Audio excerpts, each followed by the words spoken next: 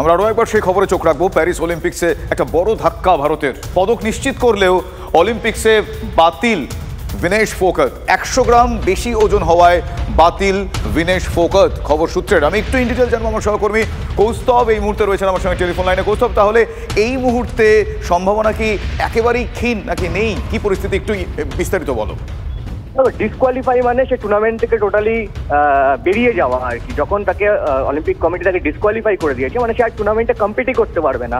এবং এখনো পর্যন্ত যা আপডেট সেটা হচ্ছে একটা বড় আপডেট, সেটা যে বিনেশ ফোগাট তাকে এই মুহূর্তে হসপিটালে অ্যাডমিট করানো হয়েছে এবং তাকে ফ্লুইড দেওয়া হচ্ছে। কারণ যখন কালকে সারা রাত সে ঘুমায়নি, না ঘুমিয়ে কাটিয়েছে, সে ওজন কমানোর জন্য যোগাসন করেছে, স্কিপিং করেছে, সাইক্লিং করেছে, সমস্ত কিছু করার জন্য যাতে তার 2 কেজি ওজন কমে। এবং সকালে যখন তার ওজন ওয়ে ইন করা হয়, যখন ওয়ে ইন করতে যায় তখন দেখা যায় যে 100 গ্রাম ওজন তার বেশি হচ্ছে।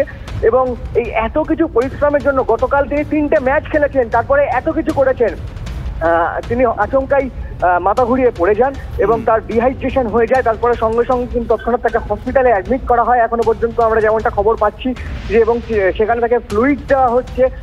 প্রধানমন্ত্রী নরেন্দ্র মোদী তিনি পিটি উষাকে, যেমনটা এএনআই মারফত আমরা জানতে পারছি যে তিনি পিটি উষাকে বলেছেন, অর্থাৎ এখানকার যে আমাদের ইন্ডিয়ান অলিম্পিক অ্যাসোসিয়েশনের যিনি প্রধান, পিটি উষাকে বলেছেন যে এই বিষয়টা পুরোপুরি দেখতে এবং বিনেশ ফোগাট তিনি যাতে মানসিকভাবে ঠিক থাকেন তার জন্য তিনি নিজে টুইট করেছেন।